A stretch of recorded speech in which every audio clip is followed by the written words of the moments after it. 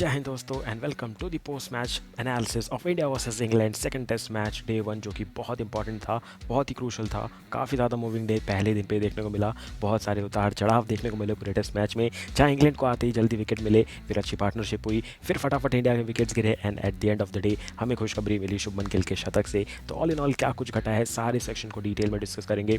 बहुत सारे exclusive content लेकर गए आप सभी के लिए, क्योंकि वो बहुत इंपॉर्टेंट है डिस्कस करने के लिए, क्योंकि बहुत सारे सवाल उठे हैं आज के दिन के खेल में और उसके कुछ जवाब शुभमन गिल ने दिए हैं और कुछ सवालों के जवाब अभी भी देना बाकी है टीम इंडिया की इस प्लेइंग 11 को। तो चलिए करते हैं शुभारंभ, बढ़ते हैं आगे, डिटेल में डिस्कस करते हैं क्या कुछ घटा है पूरे दिन के खेल में। तो सबसे पहले क्या होता है, सबसे पहले होता है टॉस, जहाँ पे टॉस जीतती है फिर से इंग्लैंड और बोलती है हम करेंगे बॉलिंग। और 2 दिन पहले ही अपनी प्लेइंग 11 अनाउंस कर चुके थे, कोई भी चेंज नहीं किया था, क्योंकि जानते हैं विनिंग मोमेंटम कंटिन्यू रखना होता है।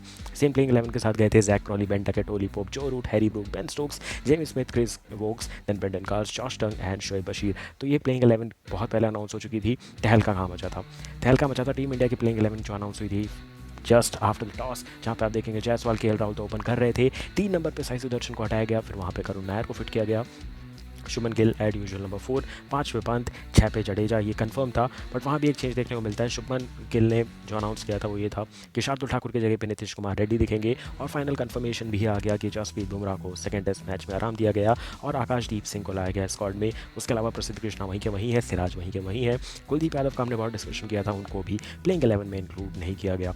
तो बहुत सारे ओपन क्वेश्चन है, मेरे को पता है, मैं अभी कॉमेंट सेक्शन भी देख रहा हूँ, दनादन कॉमेंट्स आते जा रहे हैं। तो पहले अपने फ्रेंड्स को बुलाते जाओ लाइव सेशन में और डिस्कस करेंगे, सारी खुंदक निकाल दो, सारे सवाल पूछ डालो, सारे सवाल पैरेलली मैं आपके देखते जा रहा हूँ। बेस्ट सवाल जो सबसे ज़्यादा ट्रेंडिंग है वो मैं आपके पिक करता चलता जाऊँगा। तो एक एक करके सारे पॉइंट को डिस्कस करेंगे क्या कुछ घटा। सबसे पहले बात करेंगे प्लेइंग 11 पे उठे सवाल की। पहली बात, जसप्रीत बुमराह की बहुत बात हो रही है, तो पहले क्लियर कर दूँ कि डिस्कशन हो रहा है कि बुमराह क्यों नहीं है। तो उसका पहला जवाब यही है, उनके कमर पे स्ट्रेस फ्रैक्चर हुआ था। तो स्ट्रेस फ्रैक्चर क्या होता है, वो हूबहू सेम फ्रैक्चर नहीं होता जहाँ पे आपकी हड्डी टूट जाती है। स्ट्रेच फ्रैक्चर ये होता है कि मान लो आप एक ही मूवमेंट बार बार कर रहे हो, तो आपकी वो जो बोन है ना, उस पर इतना लोड पड़ रहा है कि वो फ्रैक्चर के बहुत करीब है। आपने थोड़ा ज़्यादा लोड दिया, वो फ्रैक्चर हो भी जाएगा और आप उसके बाद ऐसा भी हो सकता है किसी क्रिकेटर का करियर ख़त्म हो जाए, क्योंकि ज़्यादा स्ट्रेच पड़ेगा, स्ट्रेच होगी वो पूरी अगर बोन, अगर उस पर ज़्यादा स्ट्रेच पड़ेगा तो वो बोन टूटेगी और वो टूटेगी तो फिर वो जुड़ेगी नहीं और फिर क्रिकेटिंग करियर तो भूल ही जाओ, आपकी लाइफ में भी बहुत बड़ा इंपैक्ट पड़ सकता है। तो उन सब चीज़ को ध्यान देते हुए जसप्रीत बुमराह पे प्रिकॉशनरी मेजर लिया गया है, क्योंकि पिछले साल जब बीजीटी खेल करके गए थे तो जनवरी से ही वो अवेलेबल नहीं थे, उनकी बैक की सर्जरी हुई है। तो उनको मतलब बोल के रखो कोहिनूर है भाई, संभाल के रखना है हमें जसप्रीत बुमराह को। और ऐसा नहीं है कि जसप्रीत बुमराह नहीं खेलेंगे तो टीम इंडिया टेस्ट मैचेस ही नहीं खेलेगी, खेलने पड़ेंगे, अपनी बेस्ट प्लेइंग 11 उतारनी पड़ेगी। तो उसी के कंपैरिजन में आकाशदीप को लाया गया प्लेइंग 11 में, जो 50% मेरे हिसाब से डिसीजन सही था। 50% में बहुत ज़्यादा बात हो रही थी कि हर्षित राणा को स्क्वाड से क्यों जाने दिया, वो बहुत अच्छे रिप्लेसमेंट हो सकते थे बुमराह के। देन आकाशदीप सिंह के जगह पे बात हो रही थी कि हर्षदीप सिंह को लाया जा सकता है, उनकी भी एंट्री नहीं होती है। तो ऑल इन ऑल डिस्कशन बहुत सारे थे, ओपन क्वेश्चंस बहुत ज़्यादा थे, उन सवालों पे जवाब मिला हमें इसी बात से कि आकाशदीप को डाला गया प्लेइंग 11 में। दूसरा जो सबसे बड़ा सवाल उठा था वो ये था कि नीतीश कुमार रेड्डी आए प्लेइंग 11 में in place of Sai Sudarshan. Sai Sudarshan को ड्रॉप करना मेरे हिसाब से फर्स्ट डिसीजन था, क्योंकि आपने भरोसा करके डेब्यू करवाया और उसके बाद नेक्स्ट टेस्ट मैच में ड्रॉप कर दिया। ये बहुत गलत इंडिकेशन देता है और इससे पिक्चर और धुंधली हो जाती है कि क्या करियर होगा साई सुदर्शन का। निकालना चाहते थे करुण नायर को निकाल सकते थे अगर एक्सट्रीम जाना था तो, वरना आपने खिला दिया करुण नायर को और निकाल दिया डेब्यूटेंट साई सुदर्शन को। ये मेरे को बिल्कुल बात हजम नहीं हुई, बिल्कुल भी नहीं। आपको हजम हुई है कि नहीं, कमेंट सेक्शन में कमेंट करके ज़रूर बताइएगा, क्योंकि मैं बिल्कुल अग्री नहीं करता था डिसीजन से। करुण नायर को निकाल दो, क्यों? क्योंकि डेब्यू हमेशा ईजी होता है, कम बैक हमेशा डिफिकल्ट होता है। एक या दो मौके आपको मिलते हैं, उसके बाद आपको फिर बेंच पे रखा जाता है। तो करुण नायर को पता चलनी चाहिए कि भाई ये वैल्यू है टेस्ट क्रिकेट की, टेस्ट कैप की, आपको परफॉर्म करना पड़ेगा। वही साई सुदर्शन को ड्रॉप कर दिया गया डेब्यू के बाद में, वो भी अनक्लियर इन्फॉर्मेशन रहेगी पूरी तरीके से। तीसरा चेंज, शार्दुल ठाकुर की जगह पे वाशिंगटन सुंदर। यहाँ पे समझ नहीं आया क्या बैटिंग को बढ़ानी थी, क्या बॉलिंग इंप्रूव करनी थी। इतनी लंबी बैटिंग होते हुए भी वाशिंगटन सुंदर आपको चाहिए, तो मतलब कुछ तो गड़बड़ी है बैटिंग लाइनअप में। बट ऑलरेडी आप देखो 350-400 रन बन रहे हैं, आप टेस्ट मैच बॉलिंग से ही जीतोगे, बट वो नहीं देखने को मिला। हमने सोचा था कुलदीप यादव आ जाएंगे, वो भी नहीं आते हैं। बैटिंग ऑलराउंडर के रूप में वाशिंगटन सुंदर दिखते हैं प्लेइंग 11 में। तो 3 सवाल तो हमें टॉस पे ही मिल गए, जिनके जवाब हम पूरे दिन ढूंढते रहे। कुछ जवाब हमें मिले, कुछ तो उल्टे जवाब हो गए और उल्टे सवाल पूछे गए, जहाँ पे जब करुण नायर आउट होते तो बहुत सवाल उठते हैं कि करुण नायर से अच्छा तो साई सुदर्शन को ही खिला लिया जाता। और क्या कुछ घटा है, सबसे पहले बात करेंगे जैसे ही टॉस हुआ तो वहाँ जो हलचल मची थी वो डिस्कस कर दिया।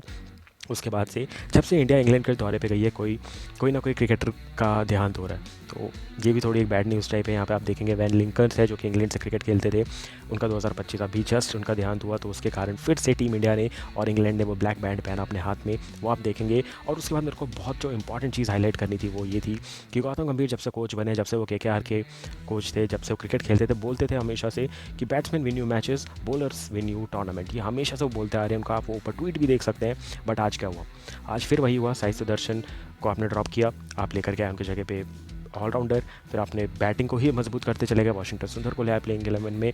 बॉलिंग के रूप में एक ही रिप्लेसमेंट था जो कि बुमराह का था, आकाशदीप। उसके अलावा कहीं भी जिक्र नहीं हुआ चौथे या पाँचवें मेन आपके पेसर का। क्योंकि मैं बात क्यों बोलता हूँ, कोई भी टेस्ट मैच उठा के देख लो, ज़्यादा दूर मत जाओ, फर्स्ट टेस्ट मैच में आ जाओ।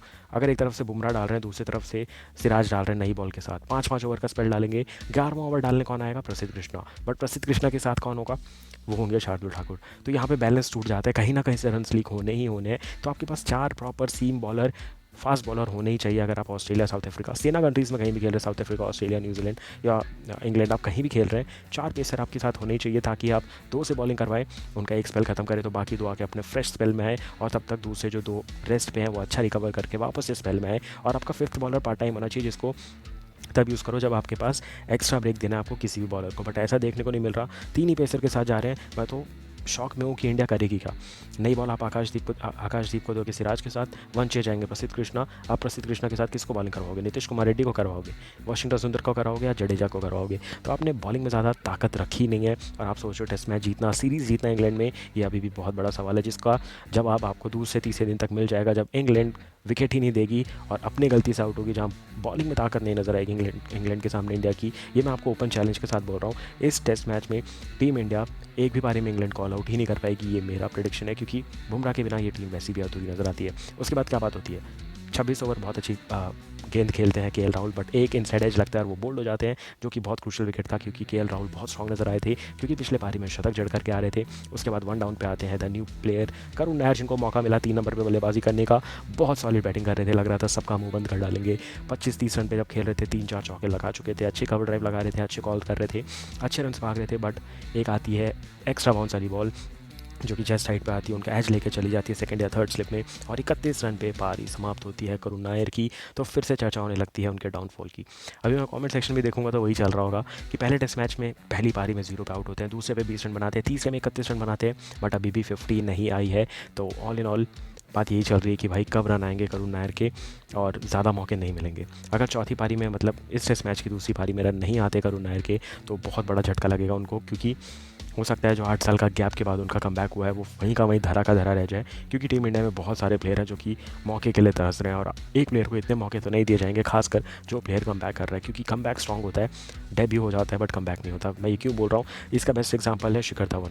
गौतम गंभीर खुद कमबैक ही नहीं कर पाए, क्योंकि कमबैक हमेशा डिफिकल्ट होता है। नए प्लेयर का डेब्यू हमेशा से आसान होता है, क्योंकि उनको मौके ज़्यादा दिए जाते हैं, और जो कमबैक कर रहा होता है उसको कम मौके दिए जाते हैं। क्योंकि एक्सपेक्टेशन सेट होती है कि भाई आती है 100 मारो, आती है 50 बनाओ, टीम को जिताओ, वरना आपको वापस निकाल देंगे। तो एक्सपेक्टेशन ज़्यादा है। तो आप देख सकते हैं तीसरे टेस्ट मैच में फिर से साई सुदर्शन आ जाएंगे, करुण नायर को ड्रॉप कर दिया जाएगा। तो ये हाईली प्रोबेबल ऑप्शन है, जो कि अब मैं आपको आज ही के दिन से बता रहा हूँ। उसके बाद क्या होता है, करुण नायर अच्छा खेल रहे होते हैं, करुण नायर आउट होते हैं। जायसवाल तो वैसे ही एकदम सॉलिड नज़र आते हैं, वो पंत के साथ बल्लेबाजी करते हैं, माफ़ कीजिएगा, गिल के साथ बल्लेबाजी करते हैं। पहला सेशन खत्म होता है 98 फॉर 2, जहाँ पे वही बात जस्ट लंच से पहले गिरता है हमारा दूसरा विकेट करुण नायर के रूप में। बट भाई शुभमन गिल के साथ जब भी जायसवाल खेले हमें बहुत अच्छा नज़र आता है वो नज़ारा, क्योंकि हमें पता है भाई दोनों अपने विकेट पे एक रेट लगा के चलते हैं, दाव रख के चलते हैं, और बहुत फूक के कदम रखते हैं, और बहुत अच्छे क्लासिकल शॉट्स खेलते हैं। बट बात करते गए लंच ब्रेक के बाद टीम इंडिया आती है, जायसवाल थोड़ा तेज़ खेलना शुरू करते हैं, थोड़े हार्ड हैंड से शॉट खेलना चालू करते हैं। ऐसा लग रहा था कि उनको तेज़ी से रन बनाने हैं, रन रेट गिरने नहीं देना है। वहीं पे बेन स्टोक्स, भाई man with the golden arm for England, आते हैं, थोड़ी एक बाहर की गेंद डालते हैं, और जायसवाल उसको तेज़ कट मारने जाते हैं, और कीपर के हाथ में कैच जाता है, और 87 पे पारी समाप्त हो जाती है वहाँ पे यशस्वी जायसवाल की। और उसके बाद पंत आते हैं।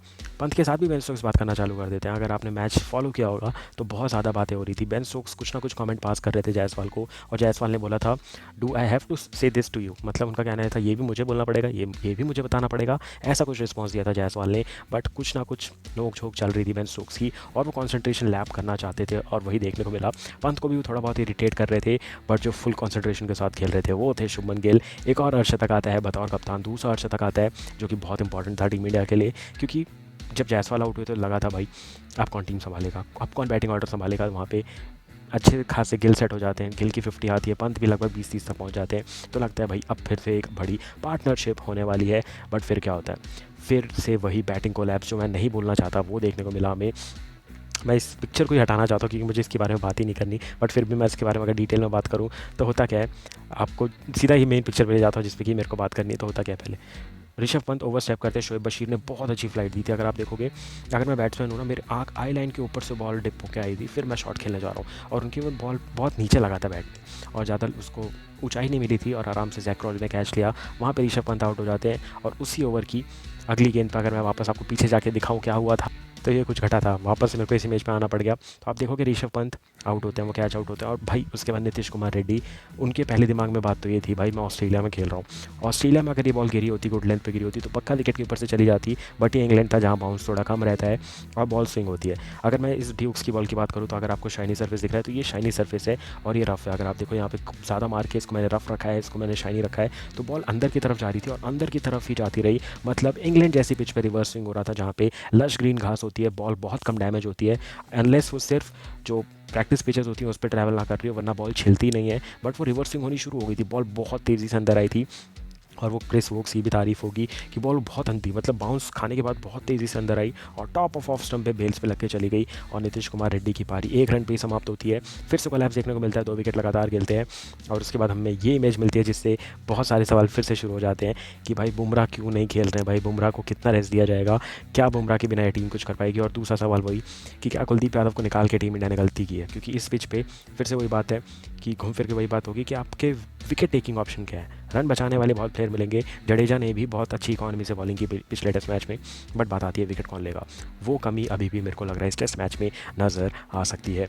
एक और चीज़ आपने नोटिस की होगी कि नहीं पिच पे, वो ये थी कि एजबेस्टन के ग्राउंड को छोटा कर दिया गया है। 65 मीटर मैक्सिमम साइज है वेन्यू का जो कि रखा गया इस मैच के लिए। ऑलरेडी ये टेस्ट मैच जो यहाँ पे हुए हैं वो 78 मीटर्स की बाउंड्री पे हुए हैं, बट ये test match 65 metre maximum boundary length है जिस पे मैच खेला जा रहा है। तो इंग्लैंड ने यहाँ भी चालाकी की है, पिच रखी है ब्राउन, ग्राउंड कर दिया छोटा। इंडिया के पास है 2 स्पिनर, तो वो स्पिन पे पक्का अटैक करने वाले हैं और उनका बेसबॉल को और मतलब आग मिलेगी, क्योंकि उन्हें पता है चौके छक्के पे मैच खेलना है, छोटा ग्राउंड रहेगा तो इंग्लैंड कभी प्रेशर में नहीं आ सकता, क्योंकि वो कभी भी दिए हुए टाइम पे छक्के चौके मारने शुरू कर देंगे। तो इंडिया को प्रेशर में रखने के लिए इनने ये एक और चीज़ यूज़ की है।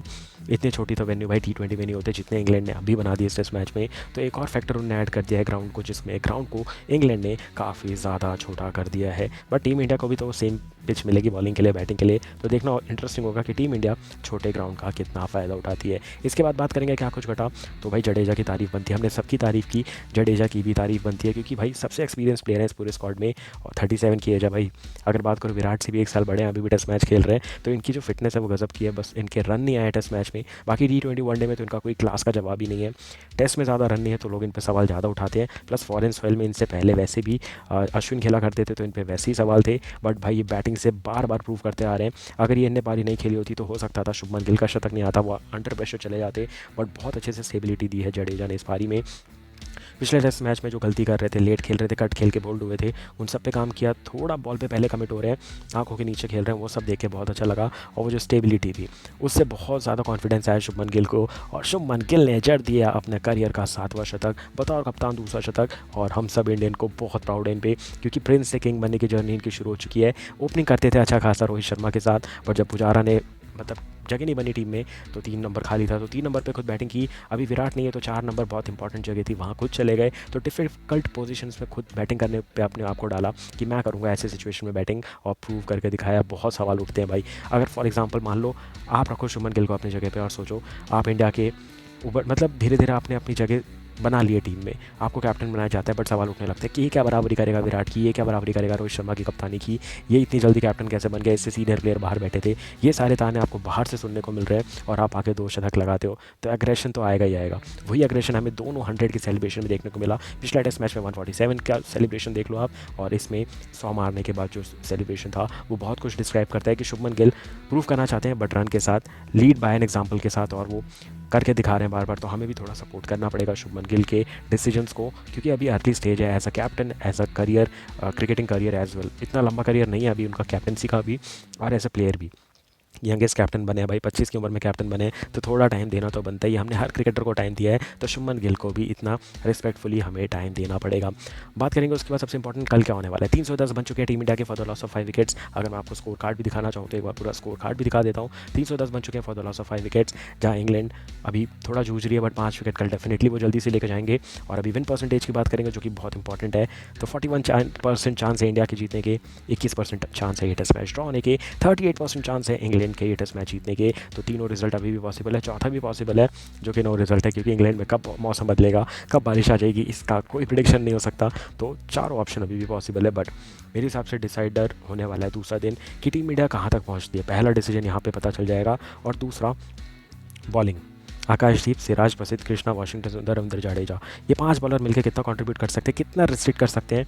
अगर इंग्लैंड को 3 या 4 के रन रेट से रन नहीं बनाने दिए, 2 ओवर आते हैं जहाँ 2-2, 3-3, 4-4 ओवर के आते हैं ना, तो प्रेशर में आएगी इंग्लैंड और पक्का विकेट देकर जाएगी। बस एक यही फॉर्मूला रखना है, बाउंड्री नहीं देनी है, 2 से 3 रन का ओवर दो, अपना प्रेशर में इंग्लैंड विकेट देगा, इस माइंड सेट से उतरना पड़ेगा। अगर रन लीक हुए तो बहुत जल्दी मैच पलटता है, वो हमने देखा था पहले टेस्ट मैच में। 3 दिन तक हम हल्ला मचा रहे थे भाई, पहला टेस्ट हम जीत गए, बट लास्ट में क्या होता है, हम 5वें दिन पर जाकर टेस्ट मैच हारते हैं और हमारे 5 शतक वेस्ट हुए थे। तो उसका भी बदला लेना पड़ेगा और उसको भी सोच के रखना पड़ेगा टीम इंडिया को कि एक दिन में 500 रन बनाने का दम रखती है इंग्लैंड अगर उनके हाथ में विकेट हो। तो ये सब ध्यान में रखते हुए ही टीम इंडिया को यहाँ से दूसरे दिन, तीसरे दिन, चौथे दिन खेलना पड़ेगा टेस्ट मैच, क्योंकि हम वैसे भी 1-0 डाउन है। और देखना इंटरेस्टिंग होगा कि क्या शुभमन गिल 150 या दोहरा शतक जड़ते हैं, क्या जडेजा की 50 आती है, 100 आती है, फिर उनका वो स्वॉर्ड सेलिब्रेशन आता है। सब कुछ देखेंगे कल। पहले लाइक करके जाइएगा वीडियो को, क्योंकि बहुत मेहनत लगती है कि वीडियो को बनाने में। अगर वीडियो पसंद आए तो वीडियो को लाइक कीजिएगा, चैनल को सब्सक्राइब कीजिएगा। मिलूंगा बहुत जल्द आपसे आने वाले दूसरे दिन के पूरे अपडेट्स के साथ और पोस्ट मैच एनालिसिस के साथ। तब तक के लिए मुझे दीजिए इजाज़त। Thank you for watching, take care and bye bye.